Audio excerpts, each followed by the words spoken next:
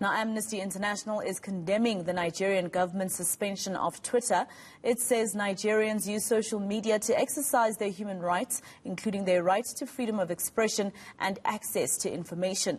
The organization has called on the Nigerian authorities to immediately reverse the suspension, as well as other plans to gag the media and repress civic space. For more on this, we're joined by Osai Ojigo, Director of Amnesty International in Nigeria. Thank you very much, Ms. Ojigo, for your time here on ENCA.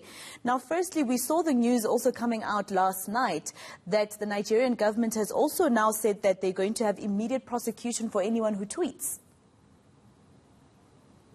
Thank you for having me. Yes, it's a terrible situation we're facing in Nigeria right now, where people are still trying to come to terms with this Twitter ban that the federal government announced on Friday. And subsequently, because everyone is trying to see how they can still receive information online on Twitter, there was a series of requests by people as to how they could go about still managing their access to Twitter. So quite a number of people have been looking up VPNs, which are virtual private networks, in order to bypass the ban. So I think the reaction by the Attorney General of the Federation is to try and enforce a ban that is still not clear what the terms are and how exactly this goes to the issues which they have raised. It's quite a very confusing as well as distressing time for us in Nigeria. And it's not even part of the law to be able to just suspend, platforms such as that. But there's also a question about the mobile operators and freedom for business in Nigeria, where a government can simply tell mobile operators, suspend this, do that. Exactly. And this is quite a very, will I say, disturbing trend.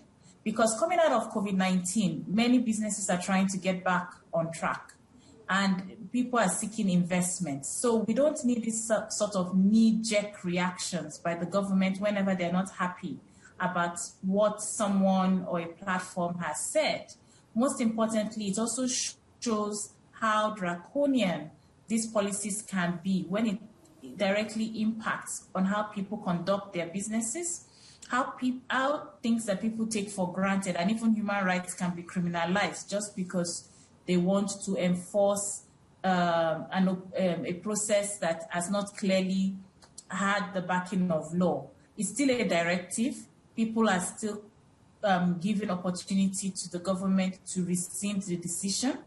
Twitter itself has also said they are willing to work with the Nigerian people in order to see how we can keep Twitter on and accessible in Nigeria. So the government needs to do a lot more in realizing the long-term effects of this sort of directives, while at the same time ensuring that they are working within the law. Now, let's go back to why this decision was taken. It seems like reaction, of course, from President Buhari, a tweet of his being deleted and Twitter saying it goes against its rules, and many would say it's petty. And then there's also the conversation where the president can say, well, I was also exercising my freedom of expression.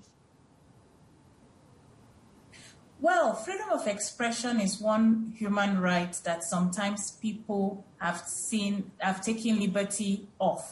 But it's sacrosanct that everyone has this human right. The Article 19 of the International Covenant on Civil and Political Rights is quite clear, and the Nigerian Constitution also has freedom of expression, and it includes the right to share, to disseminate, and also to receive information. So yes, the president has the right to freedom of expression, but platforms like Twitter also have certain rules which they abide by, and especially when community guidelines are breached, which could lead to more impolite or even incense speech online. So what we would have expected the president to do in this case was to engage, or rather the presidency's spokesperson, to engage with Twitter to find out what the issues were and how they can address it. It seems a bit more rash for an action that is involving a particular platform for it to affect all other users who are using the platform. The second thing, again, is that freedom of expression as a human right cannot be suspended. There are certain circumstances where it can be restricted. It must be an emergency situation, and it must pass a three-part test: legitimacy, proportionality, and legality. All of these are absent in terms of the directive from the federal government, because there are no way they can show that deleting a tweet of one person in the country would warrant excluding millions of other users in the country. Secondly, it is not going to, it does not address the point they have against Twitter, taking down that tweet. So it's not a necessary thing that everybody needs to be protected from. And finally, there must be a law, there must be certainty. One of the reasons why there's so much confusion is because no one knows who the law applies to, if there's a law, and how this is going to be enforced. Is it if you use Twitter to read, to check news? Is it when you post something on Twitter? And then when did using a VPN become a crime? So many things have come out of this knee-jerk reaction that still baffles people, and we are really hoping that the government can reflect and take steps back in order to resolve this issue. All right, so Amnesty International has joined the chorus of condemnation against this decision by the Nigerian government. But what do we do now? What is Amnesty International going to do to ensure that government responds to your condemnation? So we're joining up with other NGOs in country and outside the country to advocate and campaign and put pressure on the authorities. We believe that if we show them the legal frameworks and all the things that have gone on before, including decisions that have been made around internet access, as well as people's right to access information, we will be able to create a lot of pressure in order for them to reconsider their decision. Secondly, a number of groups are also going to court, and there are considerations to approach the ECOWAS court in order to address this flagrant attack on civic space and the human rights of people in the country.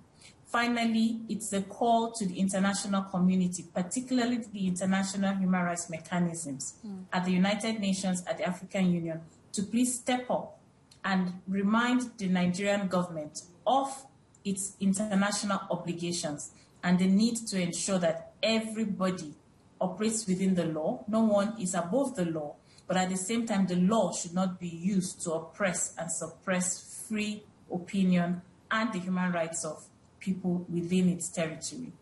All right, Osai Ojigo, thank you very much for your time. She is the director of Amnesty International in Nigeria.